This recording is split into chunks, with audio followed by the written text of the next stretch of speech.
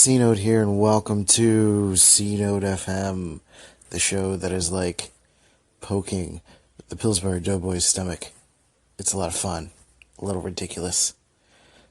Christian Rivera here, your host, the guy, the man with the plan, the person, the human.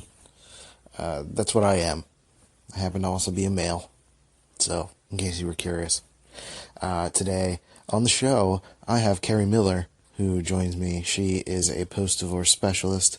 We do something a little bit different today where she kind of helps me through my situation.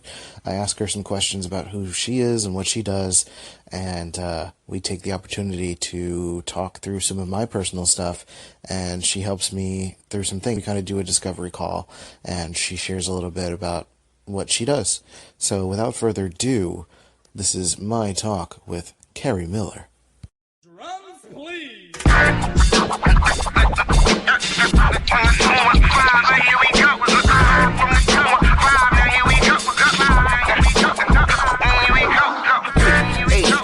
H-I-L-L-Y, north, west, south, side, right, H-I-R-L-Y, yeah, now here it is.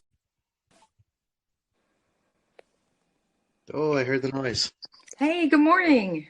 Good morning, Carrie. How are you? I'm good. How are you? You sound clear as day. It's fantastic. Oh, that's wonderful. That's good news.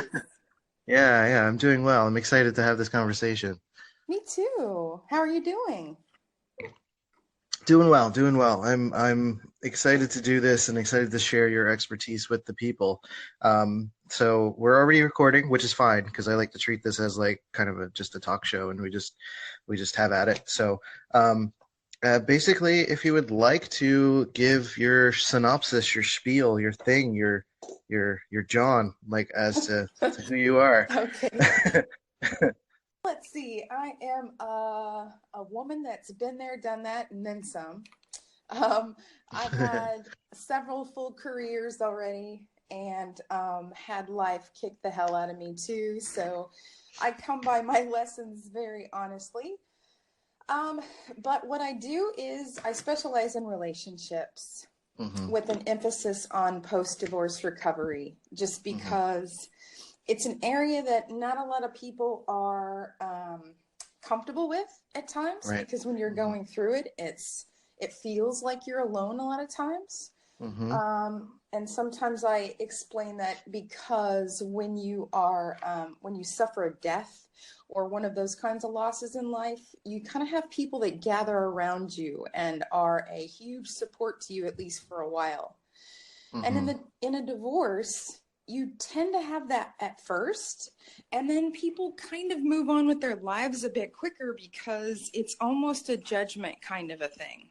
A stigma. You know what I'm saying? Yeah, definitely Yeah. a stigma with it, where people kind of make judgments on, oh, well, I saw that coming, or, it's like it's a personality, what do you call that? Like a personality flaw or something in one or the two of the people. Right. And so for me, having been through it, suffered through it really honestly and alone, it was one of those areas in my heart. I was like, I never want anyone to ever feel this alone or feel as alone as I did. If that makes sense. Right.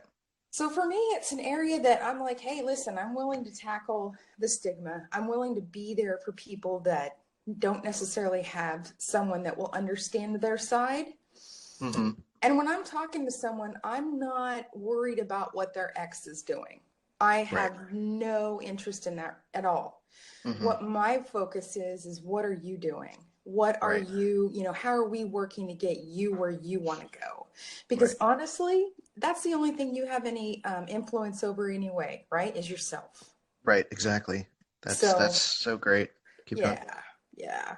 So while we can dive in and we do a lot of, internal work and lessons, and we look at insecurities and fears and definitely your story, you have to kind of get that out and grieve it. But that's definitely, that can't be forever your focus, if that makes sense.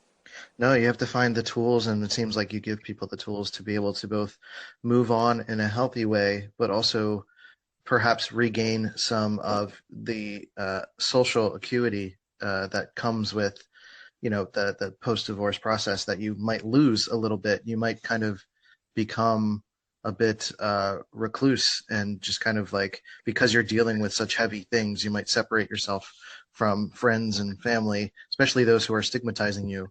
And it seems like maybe you allow them to get back into that place as well. Well, giving you permission to have your autonomy and Mm-hmm. giving you permission to really fully dive into your own personality. Because for a time Right. when you are first divorced, you're still a couple. Even, in your heart, in your soul, in your mind, you're still one of two. Mm-hmm. And so there's a time that Right. has to go by where you let go of and grieve that relationship. And then the second part of that is, who the hell am I without that person? And that's really where Right. the huge growth comes in. And a lot of people don't feel like or feel guilty for. And that's why I give the permission to say, listen, you can move on. I'm giving you permission. Mm-hmm. Let's make your life pretty badass, Right. Just to, if you don't mind me Sure. asking, when you were going through your situation, and you started to realize you were feeling very alone in this, did you seek out people to connect to, or did you start kind of coming up with tools to deal with this, and that essentially led to what you're doing now? Like, how was that What's so process? funny is when I was going through it, first of all, I didn't know that you could be in pain like that and not be dead.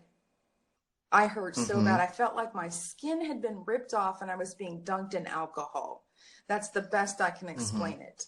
And so Mm-hmm. I was really learning a lot about just pain. My God, what the hell is this? And so at that time, I Right. was ultra, ultra Christian. And so all I would do is sit with the Bible because I didn't know what else to do.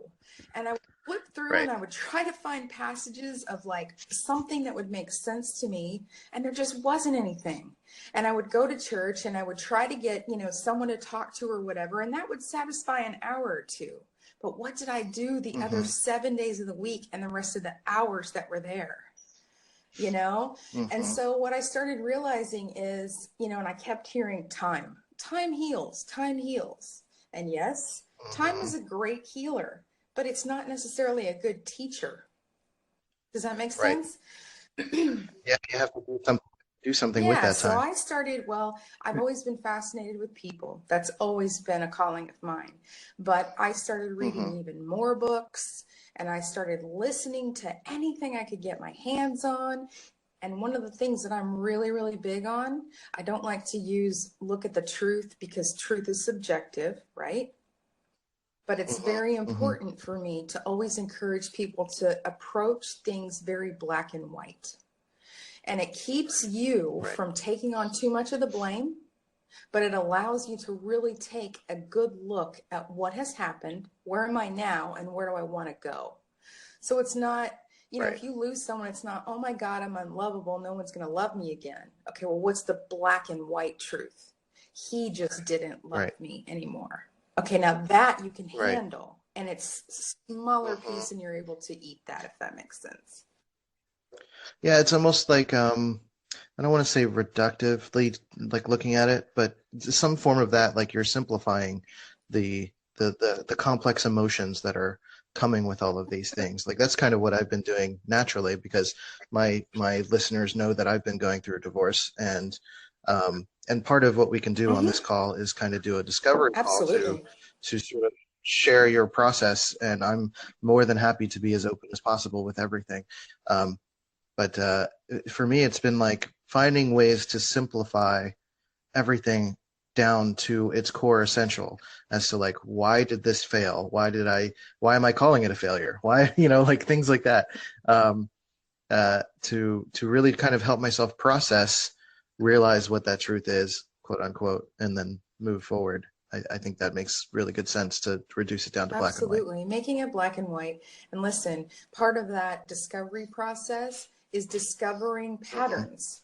Are there Right. things in you or slash, all of us that we do, that we've done, or that we've watched and seen over time, right? And so the biggest Mm-hmm. part of all of that, in my personal belief, is forgiveness. And it's forgiveness of other Mm-hmm. people and it's forgiveness of yourself.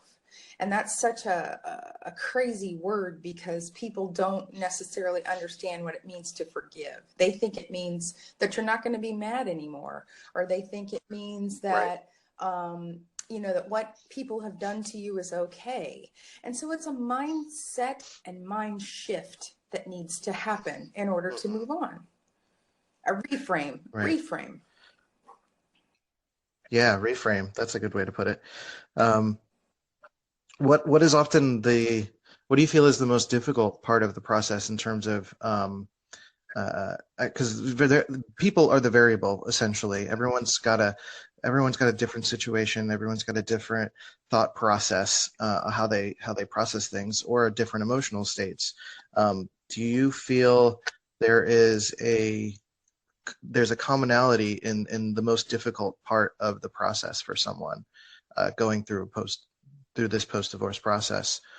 What's the most difficult thing that people have trouble with getting through? Well, one of the things that I like to do is reframe it so that you can say that there is a healing process, right?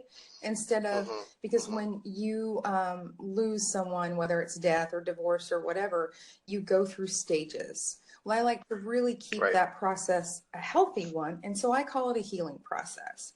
But things that people almost always deal with that are the same. If you've been dying to start that podcast about doves, or about your favorite jacket, or about a long-lost love, or a murder mystery about a cat who murdered everybody, you can start it now on Spotify for podcasters. I've been on Anchor for a long time, and now it is officially Spotify for podcasters, and it has been a platform that has been growing for forever. And I love it, and I still use it to this day, and it has hosted this podcast for 500 plus episodes now. So I highly recommend it. It is free to use. Spotify for podcasters lets you record and edit podcasts right from your phone or computer.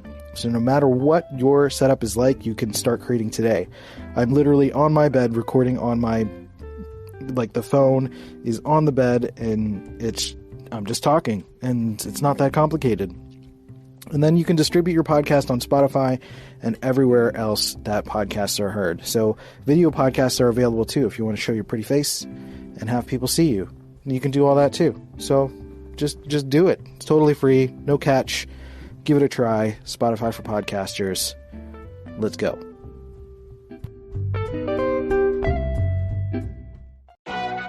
As if the McCrispy couldn't get any better, Bacon and Ranch just entered the chat.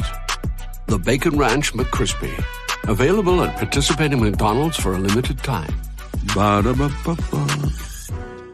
Like guilt and shame, especially if you're the one that's left, because you feel like everybody's watching you and judging you, and oh my God, if I had only done this or this differently.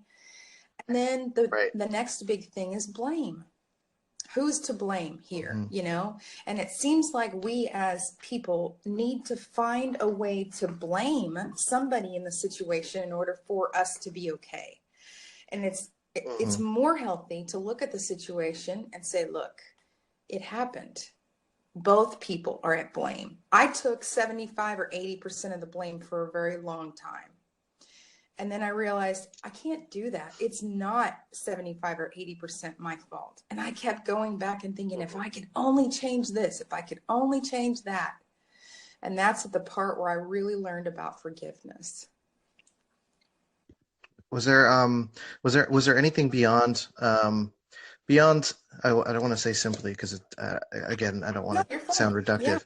Yeah. No, you're fine.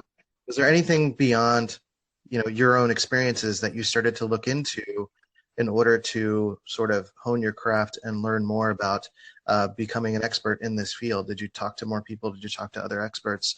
How did you start to gain more knowledge? Absolutely. Well, like I said, with reading all the books I did, with listening, and any kind of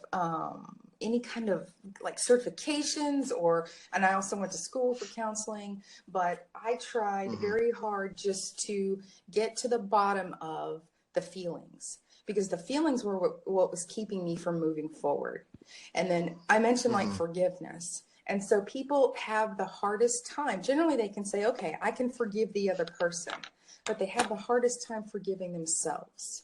And so what I finally figured out was the key to forgiving yourself.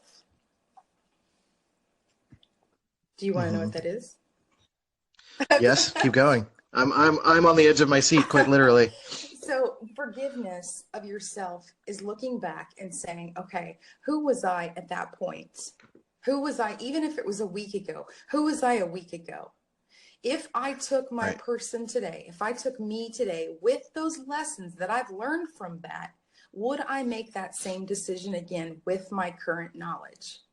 And if you can look back at that situation and say, no, I wouldn't make those same decisions with this knowledge, then guess what? You have to forgive that person that you were, because they did the best that they could with the information that they had. Yeah, that's a really interesting part of the process is realizing that the person you are now is not like we give that forgiveness to ourselves when in other areas of life, or at least a lot of people, I feel they do. We look at in a more obvious span of time, like when you were 12 years old versus when you're 30 years old. Like I was 12 and I liked something that was clearly nerdy and not great. Right. or like your obsession with Saved by the Bell might not be as great as a 30-year-old, even though, I don't know, maybe it is. Who knows? But we forgive ourselves for that sort of thing. Like, oh, I was just being super nerdy, or I made even with more serious things, like, say you were 15 years old and you shoplifted, and you don't do that anymore. But, the person you were as a kid would probably do that again. Exactly. But your person today, your current person, has the benefit of all the lessons of your previous person. And you have to be gentle with that previous person, because that's your learner. That person is going through life learning, so that your current person, if you are healing and if you are wise, pays attention to those lessons. Otherwise, that poor past person is just acting for no reason. Right. Yeah. Right. So if you can look at a situation and say, at that time, that person that I was, with the information that I had, I was doing the best that I fucking could. If you can look at that and say that, and if you can even say, if I went back with that same information, I'd probably do the damn same thing again. Then how can you not forgive your previous person? And see, once you can look at it like that, then it's like, all right, I can let go of that, because damn it, I'm better now today. I'm a better person today. Does that make sense? Hallelujah. It's the way I look at it. You sound like a preacher there. That was great. Yeah, I guess so, huh? Praising at the altar of Carrie. There you go. Just the altar of life, man. The altar of pain. The altar of pain in life, like real stuff that we all have to go through. And I think this is great, because specifically post-divorce, you don't hear a lot of people, or at least I haven't experienced, even though I'm going through it. I haven't had people come to me and say, like, I've gone through a divorce and I talked to this person, or I talked to that person. It was always something that I hear people going through by themselves, or nearly by themselves. So it's really nice that you have this ability to help people and connect with people and not make them feel Well, it sucks because, not sucks, but for me, I'm a real priss as far as like, if someone, and that was a lot of the reason why I went through a lot of it alone. People say the most stupid shit. Do you know what I'm saying? Like when someone dies, they make, and they're trying, right? They're trying to help you, but they say stupid shit. And when you're in that much pain, the last thing that and I'm sure you want to hear, is someone giving me that ridiculous, time. All you need is time. Fuck off. You're going home to your wife or your husband. You don't understand how lonely this is. You know what I'm saying? So for me, I needed to talk to people that knew what the hell I was talking about. If you've not been in pain, you can't give advice. Well, you can, but let's be honest, it's not genuine, right? So for me, that's important too, is to be able to say, listen, I get you. I've been there. I won't go back in that pain with you, but let me tell you, I understand. Yeah. Right. There's a previous episode on my podcast that I talked about this concept about the podcast is titled No One Cares. Interesting. And it is It is an attempt at me at reframing kind of literally what you were just talking about, where you could talk to people and they'll often try to give you advice only from their experiences because that's what they know, or from what they've been taught. So a lot of the times it can be recycled garbage, like that whole like, oh, give it time thing. It's not actually a unique thought that someone has. That's something that they've heard before, and they know that that's something that they're supposed to say in that scenario. They're not actually being helpful in that situation. So this concept of no one caring is really a means for, at least in the way that I was framing it, to try to get people to take more professional steps, or more legit steps, I suppose, to helping themselves, whether that means going to therapy or speaking to a post-divorce specialist, or some situation where you're genuinely helping yourself and not just shooting the shit with someone at a coffee shop and hearing what you want to hear, or just hearing what, things that they're reciting over and over again to you, because that's not actually helpful to you. You need to kind of find someone who will more so objectively care, because that's their job and you're paying them to help you. I guess that's what I was trying to say. A lot of people, their lives are, taking on someone else's pain. It's something that you really have to, not taking on someone else's pain, that's not right. Being able to empathize genuinely with someone is something that has to be a decision, because let's be honest, most people, they just want to go to work, come home, put on their pajamas, watch their favorite show, rinse and repeat. They don't want to take on other people's stuff. And so really they're like, oh, is something wrong? And they're thinking, fuck, don't tell me something's wrong. Just tell me you're fine and move on. They have to believe that you're okay so that they don't have to kind of deal with it. And it's not necessarily that people are selfish. It's just not their thing. It's not their, right.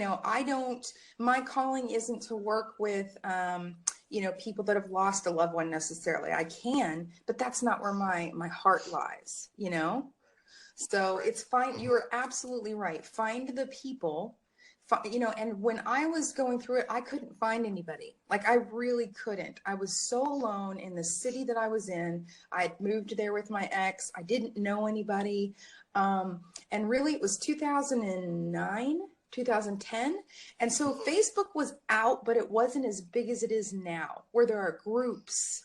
There are so many things and resources now where people can go and actually kind of be in community. I couldn't find any of that stuff when I was going through it. So things and times have changed, and that is a huge benefit, actually. Mm-hmm. Yeah, it really is.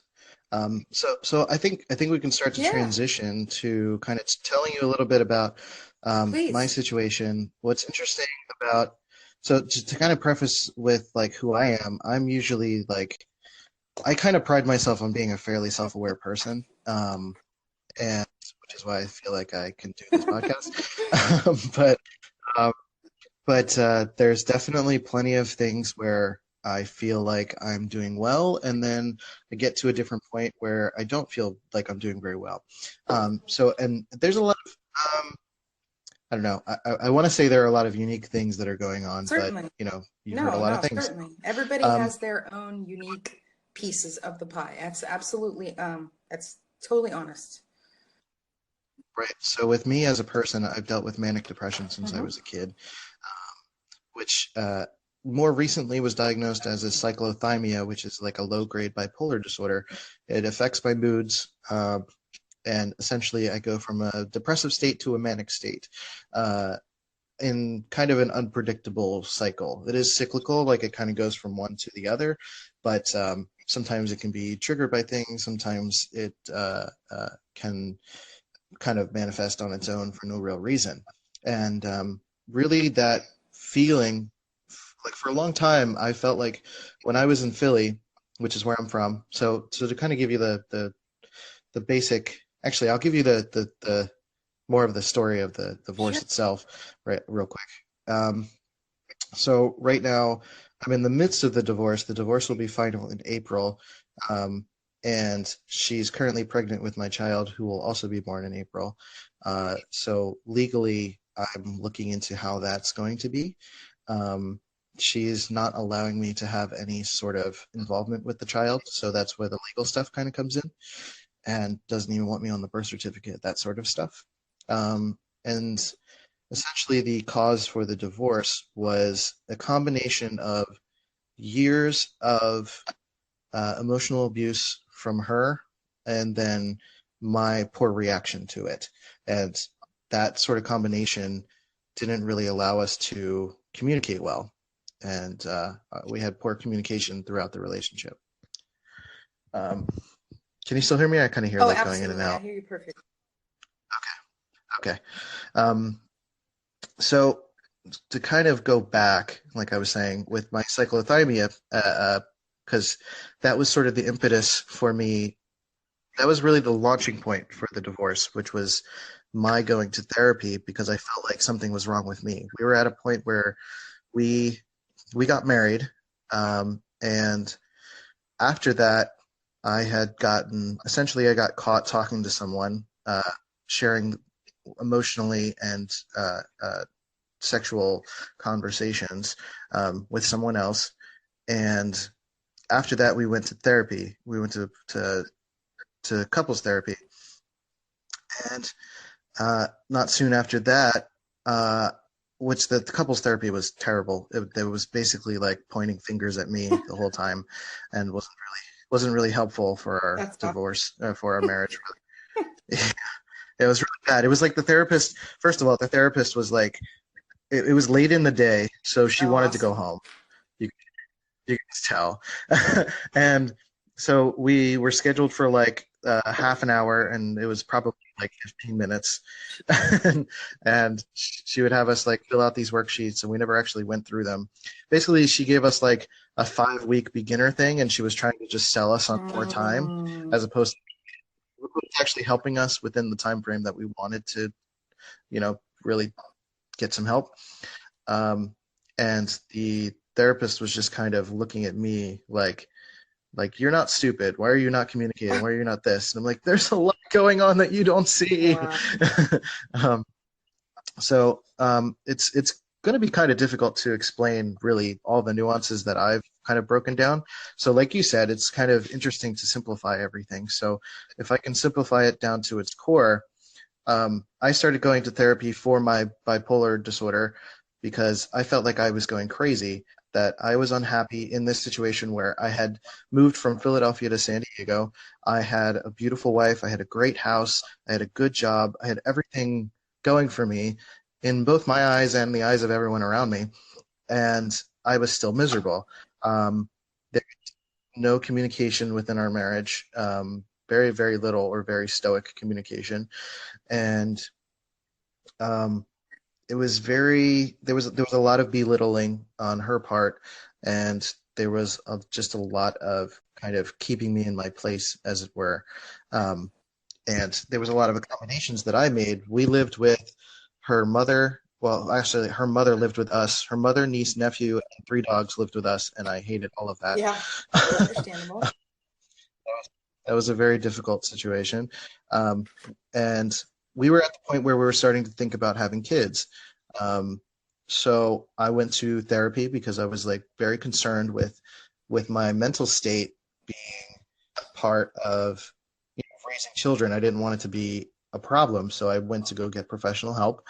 And through that, I started realizing that my marriage was what the problem was, that there was a reason I kept seeking out emotional connections outside of my marriage. I was feeling incredibly isolated because I couldn't make friends in San Diego, and I wasn't allowed to really talk to my friends back in Philly because there was a lot of like looking over my shoulder and checking what I was doing all the time, and I just didn't have room to breathe. I couldn't go home to Philly to visit, and it was there was just a lot of that sort of thing. So eventually what led to the divorce, after a year of therapy, and let's say July of last year, the divorce, let's say the separation was like September 19th-ish that happened. So that was the kind of impetus. That was the moment. And then the previous July was when I had a new job. I was starting to get to know my coworkers who were very emotionally supportive. They were really great people. I was starting to get to know people that I was doing improv with, which were very great, supportive people. And then I was starting to connect with a lot of people on Anchor, including Molly, who I'm with now, and a lot of people who were just very supportive and understanding of my mental health issues and things that I go through, and my perspective in life. So it was really that contrast of getting that such great support from people that made me realize that I was not getting that at home at all. So really after a few months of that and a couple of really big moments where, my wife was being terrible to me, and I was realizing it and being more aware of it, that I was really taking stock of it. And then there was just kind of one big moment of accusations and, crazy. I don't like to use the word crazy. I don't like calling her crazy, but an intense amount of like text messages and poking and prodding. And I just decided she made the suggestion we should separate, we should get a divorce. And I said, yes. Cause she said that in the past, where she would say, we should do this, we should get a divorce, we should separate. And it was always a ploy for me to be like, no, I love you. I want to still be with you. Or at least that was my assumption. And she did it this time, and I just said, yeah, you're right, we should split up. And then I packed up and I left. I put my stuff into storage. I stayed in a hotel for a few weeks, and then I decided to move back to the East Coast as I was talking to Molly throughout that time, and decided to come back here and get support from family and friends instead of being alone in San Diego, which I thought was a smart move on my part. Definitely. and become closer to family and friends and have access to Molly. And she's been amazing in the growth process as well. So that's kind of the gist of the story. There's a lot. I feel like I was talking a lot, but that's what's going on. And she's pregnant with my child. And when is the baby due? April. Baby's due in April, when the divorce is final in April. Wow. Right. Okay. That's serendipitous. So is this woman, how long were you married?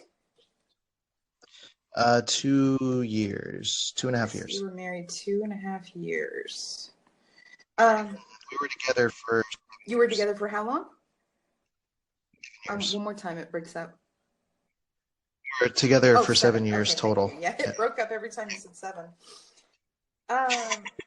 Funny. Okay, so this woman that you were with 5 years prior, was she pretty awesome? Like, I mean, you fell in love with her, so. Yeah, she was really good in retrospect, it felt like the relationship was really good for a good 3 years or so. And then we had, basically from then on, there was 2 instances specifically where I started to look like elsewhere for emotional support. Not really look.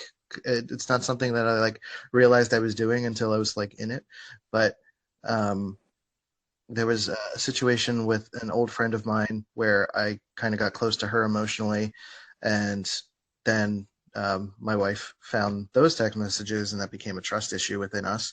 And then another instance after I got married as well. But before then, there was also moments where literally when I got to San Diego, so I guess I should give you a little bit more detail.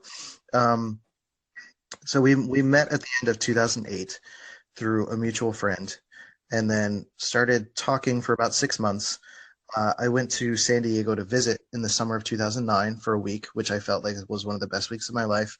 Loved it. Had so much fun. She was great.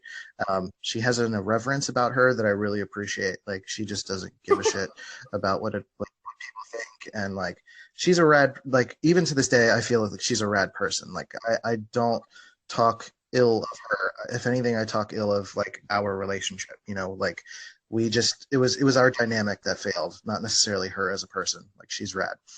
Or me as a person. I'm also rad. So summer 2009, I met up with her, and we, we kept talking when I came back. She spent a few months in on the East Coast. So she was going between, she lived in San Diego. She was born there and was going to college there, but she spent a lot of time on the East Coast because her mom lived there. Her parents were separated from when she was little. Her mom lived on the East Coast. She would often spend like a few months at a time on the East Coast. So she came back to the East Coast fall of 2009 for the rest of the year, and then went back to San Diego in January. And it was January 2010 that I decided that I was going to move to San Diego. So I started saving money for about 10 months. And it was really that first summer of 2010 when she came back to visit, came back to the East Coast to visit, just to see her family, that I got this kind of strange feeling that she just wasn't as excited to see me as she was the last time. And this is totally just like my sort of instinct. There was really no like reason for it, but there was just something about the dynamic that just didn't feel as like natural then, and that's pretty early for that to happen. But I think also I pushed through a lot of our relationship and marriage because I was never I was never a guy that got a lot of attention from women, so I always put a lot of extra effort, and I always felt like I just need to try harder. I just need to do more. And even in retrospect, our relationship was not necessarily founded on the idea that we liked each other a lot. I liked her, and I think she grew to like me, but I think I made her like me, if that makes Yeah. any sense. I flowers and gifts and talking and giving her attention and all of that stuff, and she eventually like turned her attention to me and said like, okay, let's do this, which I think eventually led to me realizing that there was no actual like love and respect for me. Eventually it was just that I was constantly giving her attention, and she liked that. When I decided to kind of slow down with that in order to like kind of test how she felt about me in a way, it didn't really pan out. So anyway, going back to the timeline. Let me ask you real um, quick. What did she sure. do when you pulled back on your attention? So this was actually a suggestion from my Uh-huh. therapist Uh-huh. at the time, that we do kind of like a social experiment for the week, where I was essentially, well, actually, this happened a little bit before that. Sorry. Um, where I started to kind of pull back on my attention, because of, I was kind of seeing that, and she started to become a lot more irritable towards me. She flat out said to me that she's just angry at me all the time. She doesn't like being around me. She felt like I was always doing something stupid. She treated me as if I was stupid. Um, uh, I don't really have a good example of that, but it was just a lot of her wording, and the way she would talk to me is very, very much talking down to me. So Um, would you say that she had anger? Like not, but like she would get angry? she would get angry, she would get irritable, and it was often just associated with the attention I would or would not Yeah, give makes her. sense. Mm-hmm.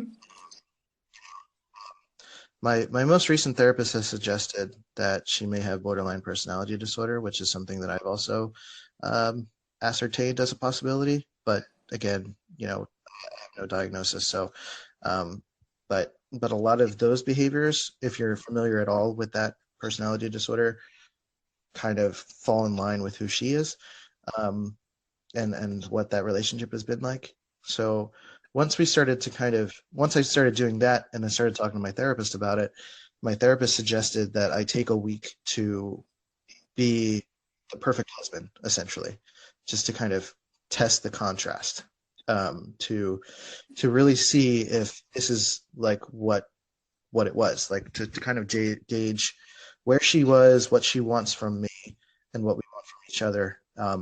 Because we tried to have those conversations where, um, you basically try to find out what you want out of this marriage, what you want out of life, things like that. And we failed at communicating pretty miserably. So we couldn't really get to that point.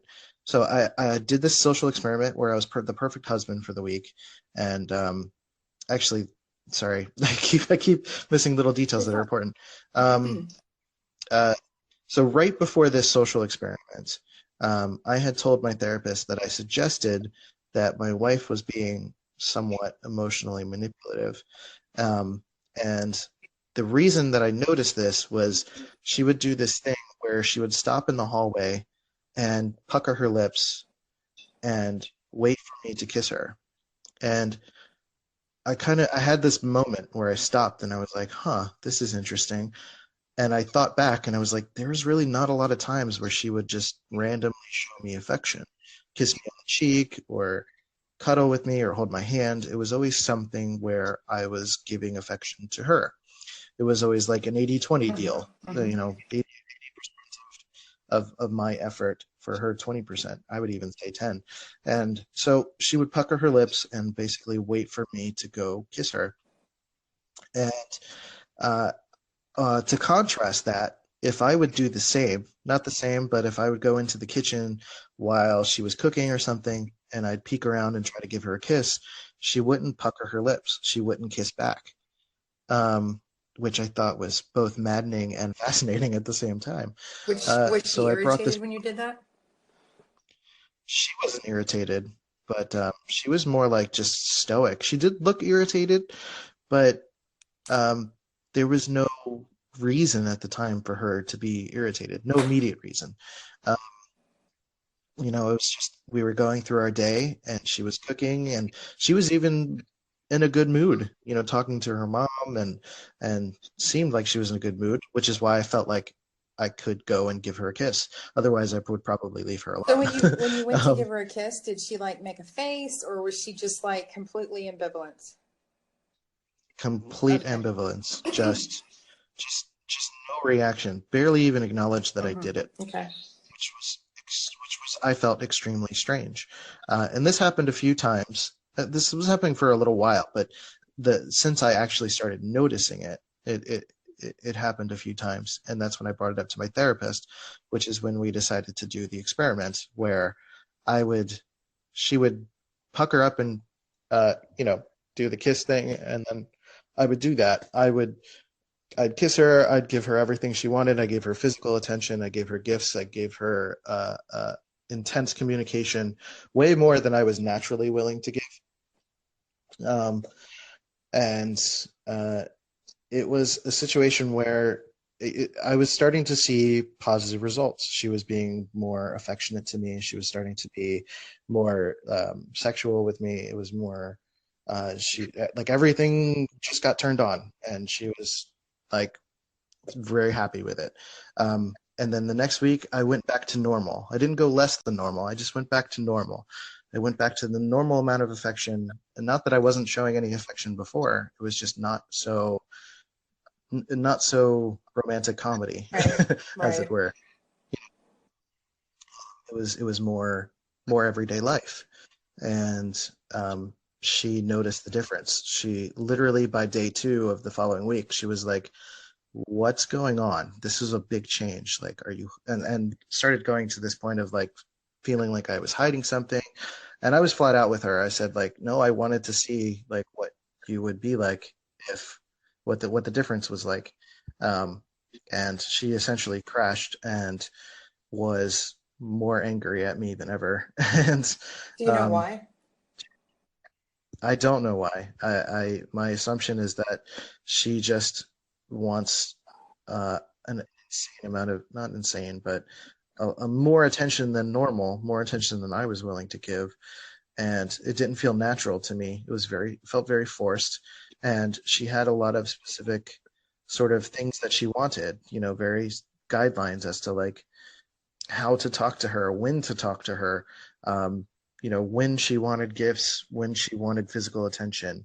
And even with, sexual stuff, it was always kind of ambiguous as to like when it was okay or when it wasn't okay to try to make something sexy happen, because she she didn't really put the effort towards me very much. I always had to be the initiator, and like sometimes even when it felt like it was obvious, it wasn't, and she would get mad at me, or like it was like she was gaslighting me sexually. It was weird. In that So case, when it came out that you were just doing it for a week and you said she crashed, I would venture a guess to believe that she was pretty mad that she had been lied to and in a way manipulated back. right, Okay. which I Which is understand. Yeah, unfortunate because then it's not about what it actually is about. And that therapist that suggested that to you, I question that motive and that way of doing it because that's exactly what would happen. Like, that's not a good way to, I mean, does that make sense? Like, that's actually not helping you in that case to suggest you do something like that other than for your own edification in the process. But then that stops the growth for both of you. But I had a question for you. Did she know? sure. Did she know what you wanted? I mean, were you open and saying, listen, I want more of this and I want more sex or I want more emotional support? Did she know those things? Yes, Okay. I was very Okay. vocal and very open. Um, it was, and that's something I questioned about myself in the present as it relates to the past. Like, did I ask enough? Did I talk enough? Did I say enough? And I feel that I did. Yeah, if she knew that that was something you wanted, then yeah, you did fine. I was just curious if you actually said that or not. It was always difficult because, throughout the course of our relationship, um, sometimes what I said mattered, but ultimately, like if she wanted something bigger or deeper than that, I was, and I was more than willing to bend for her, in many situations. So essentially, like how we ended up in a situation where like her mother and niece and nephew and 3 dogs lived with us was, a series of guilting and coercing and saying like, I would express that I did not want this, or that it would that I'm happy to help them, but I want it to be a temporary thing, and temporary turned out to be 5+ years. So, her sister started moving in first, and I objected, but she pushed and basically threatened to leave me. So I decided to go with it, and essentially every step of the way, it was like either you go with this or that's it. We're done. And Where so is I her didn't want to dad? leave. My dad is in San Diego. Does she have a So good she does, relationship with him? yeah, she has a very good relationship with her dad. She adores him. He's a good man. He essentially he has this interesting sort of relationship where he'll come over every Thursday and do yard work at the house and kind of help out. He's a very acts of service kind of guy. Hmm. So he'll be very attentive, give a lot of love. And he was in a situation where him and my wife's mother, they got divorced fairly young. He's a kind of guy that makes a lot of terrible jokes. So he had a stroke years after the divorce, um, and he would make a lot of really before then he would make a lot of like really terrible jokes. Like he supposedly like jokingly chased um, my wife's mother around with like a knife around the house as like a ha ha ha ha sort of thing, and that's when she decided to leave. Gotcha. So good times. Um, but he's despite that stuff, he's a good dude. I like him, and he's very supportive in my wife's life. So a couple of things, just because I know we're probably running out of time here, but the things that I have heard in what you've said, I definitely see the different dichotomy. I mean, I kind of understand not what happened, but see both sides. And for her, some of her activities and some of her things, and one of the things I would like to express is that it not be so much or so important as far as giving somebody a label. like people like the, you know, borderline personality disorder or whatever. Because here's the thing, whether it's you or whether it's somebody else, owning that kind of stuff can actually be very detrimental, because society likes us to put everything in a box. When I look at what's happening with her, that may be what the psychologists and counselors and things want to call it. But to me, I see that she was deathly afraid of abandonment. Is that fair? Yeah, that's absolutely okay, true. Now, one of the things that someone that's deathly afraid of being abandoned is that they are constantly wanting you to reprove that you love them. And it's not that they don't love you. They are so fucking afraid of you figuring out that they're a normal person that they will do absolutely everything in their power to keep you from discovering that. And it's not that they're a bad person. It's not that, and their things may be toxic that they're doing, you know, and obviously in her case and in many people's cases, it's a very toxic behavior. But that fear of being left makes people like that almost want to become ambivalent, but they're not. And the thing is with anger, like when she would act angry towards you, do you know what anger hides every single time and twice on Sunday? Hurt. Please do. Hurt. Hurt. Because people with anger problems, I don't care whether it's someone in traffic that's been cut off and they get ragey, it's because they're hurt. Now, in the case where, say, it's a dude and he's been cut off in traffic and he's acting like a crazy person, it's because at that moment he feels disrespected. If you feel disrespected, you get your feelings hurt. But see, a big man and a tough guy is not going to be able to relate to that, right? But if you can find the people that get angry or get pissed off or whatever, if you can peel back those layers, there's a big bunch of festering hurt underneath of that. Now, as a partner, it's not necessarily your responsibility to fix that for the person. But if you had that tool back then, and you could have, you know, if you knew that. But the thing is, it's got to be, so you guys were dealing with a bunch of different things, and it wasn't, and I love the fact that you said that she's an awesome person and all of those things, because that right there is huge healthy.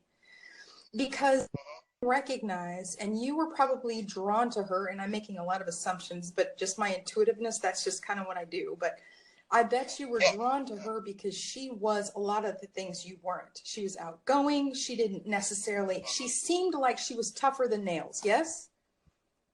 Yeah, absolutely. She seemed like if there was a problem or something needed to be handled, like she could do it. Like she could not be, like bulletproof, basically. Okay. Right. So how has she been now that this has all come about? Is she still as bulletproof? Yes, basically, the best way that I can put it is that she completely turned on me, as of course, Does she but look back? She no, doesn't. there's been, it's interesting because her expression of basically everything after it happened, like literally within the first few weeks, there was really no signs of like, you know, I love you, we need to work on this, I want you back, and nothing like that. It was a lot of guilt, like you're leaving your pregnant wife, you're leaving me, you're leaving this long relationship, you're doing this, you're doing that. Why do you keep doing this to me? Like that sort of thing. She's using what had worked before. Guilt.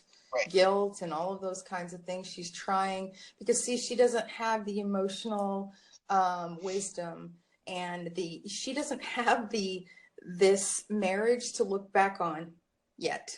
And it's such a crappy thing to say, but like in the process of divorce, hopefully, you know, because it's unfortunate, right? The whole thing's just unfortunate on any time it happens.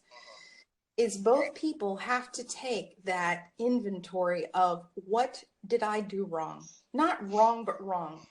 Okay? And it's not about everybody gets a trophy. You know what I mean? Like it's what areas have I fucked up? What areas could I have done better? What did I take for granted? What did I not notice? And those are the things, as you move on in your relationship, even with Molly, that you're able to do better. And I think you guys already are. Like, I just think that the openness and the ability that you guys have to talk, just with what you've been saying, is incredible. And that's obviously, you know, asking for the things that you need, you know, and being open and feeling like you're able to talk to somebody. Right. And that's huge. That really is huge. And the thing is, with people that, and that's what it's hard to explain, but that's why it's very important for me to hear what you said about her not being a bad person necessarily, because in the end, and it's something I say a lot, we all have our journey, right? And you just don't know what she's going to be like in 10 years when she's looked back on everything and taken accountability, hopefully, for the pieces of this that she could have done better. You know, Right. and then in 10 years, what you look like when you've looked back and figured that out. Because that, some people, Christian, don't have the ability to look back honestly at their life. And those people end up doing the same shit over and over and over and over again. They're going to end up marrying the same person again. They're going to end up dating the same people again. It's the way it goes. And it's because life is saying, hey, listen, you've got to get this piece. And if you don't get this piece, we're going to keep giving it to you until you do, you know? Right. And that's unfortunate, right? But the thing is, she is dealing and doing and responding the best way that she knows how, which is not saying that she's doing a great job or that she's, you know, whatever. Right. It's just that we as people do that. So when you're able to look and say, okay, she's on her journey. I don't know what part that she's going to get to, but I know what part she's played in my journey so far. And then you're able to say, okay, you know, and it's a little bit easier to forgive some of those things because you realize that she's going through her own shit, you know, and I don't know. Does that make sense? Am I saying? It does, because you know, as frustrating as it is to not be able to communicate with her and work things out about the child, and really get any acknowledgement that I had an involvement in the last 7 years of her life. You know, I still look at her as a person that I loved and respected. I look at that part of my life as a growth thing, something that I enjoyed, something that I loved. I care about her as a person. I'll still always look at her that way. But I also need to move forward as a person and, you know, like you said, not fall into a pattern of finding someone else like that. You know, one of the big things for me, and what has really manifested in my relationship with Molly, was this sort of idea of it feeling more mutual. Whereas, you know, for me in my history, having spent so much time putting in the effort to try to convince someone to like me, Right. you know, it's much nicer to be with someone who naturally likes me, who likes who I am, who is providing the support, the kind of support that I need, and is really in tune with who I am, and I'm able to move forward in my life because of that. And again, I think it's you know, it might not be. I think this has been a great example of everything, but I might not also be the best example of like an average situation, because I am, like I said, very self-aware. And while, yes, your conversation has been very helpful to me, actually, I think there are other people who might have more struggles with that forgiveness aspect. You know, there are a lot of people who get very bitter about their exes. Yeah. And it's just not helpful because it actually just hurts that person. Yeah, it doesn't help us move forward and become better people ourselves, and to, you know, maintain a positive viewpoint of something that was so good for us. at some points in our lives. Like you asked, like how good was the relationship for how long, and I felt like there were plenty of moments within the entire 7 years where it felt good. Even within the last 2 years where it was especially difficult, there were still moments within that were great, and we enjoyed each other. And I'm grateful for those things. I mean, those are memories that I will cherish for the rest of my life. My wedding day was still one of the best days of my life. I still look at those things as positives. I'm looking at the child that we're going to have as a positive, despite it going to be a very difficult situation, legally and emotionally. It's something that is like a blessing amidst the chaos. What I've suggested to people is to just try to remain positive. I mean, be realistic and look at the difficulties in life, but you can't ignore your past as something that was completely bad or didn't happen at all. Yeah. So this has been a fantastic conversation. Something I would love to keep talking to you more. So this is some good stuff, and I suggest anyone who is going through this sort of thing to reach out to you. Where's the best place that anyone can get a hold of you? So I'm on Facebook, but that's probably primarily where you can find me. Passion plus Action. That'll get you to my business page.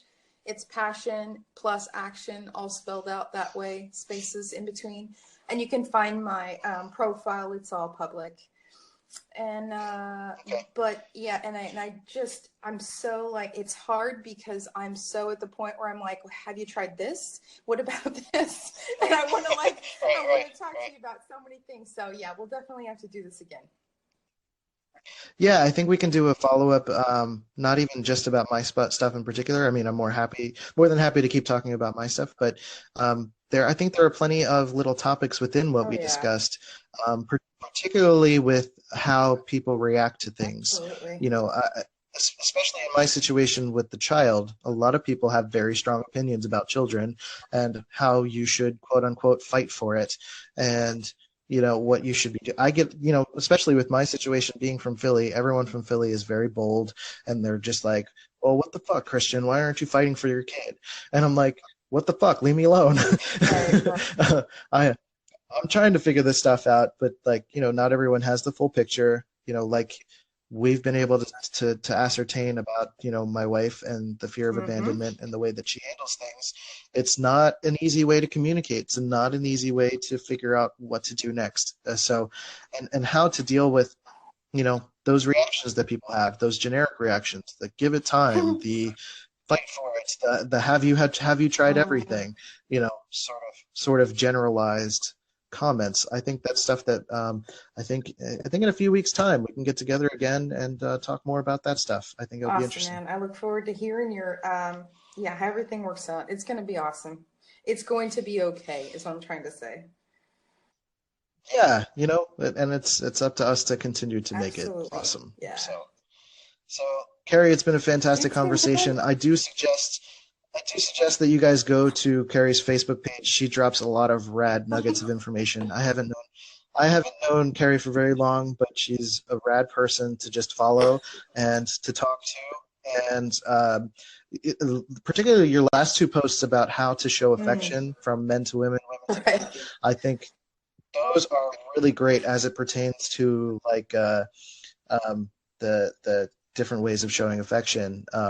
I think those are great. So go to her Facebook page, check that out, like and comment and all that good stuff. Thanks, so thanks again, Carrie, for talking to me, and we'll do this again sometime. All right, talk to you later.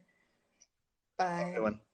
Hey everybody, thanks for listening to C-Note FM. I hope it makes you want to take over the world or go, flip a car or something positive like that. If you enjoyed the show, please go to iTunes and give it a good rating and all that good stuff, and share with your friends, and let me know how you felt about it. Go to HiMyNameIsChristian.com to find out more about me and what I do, and I'll talk to you and see you next time.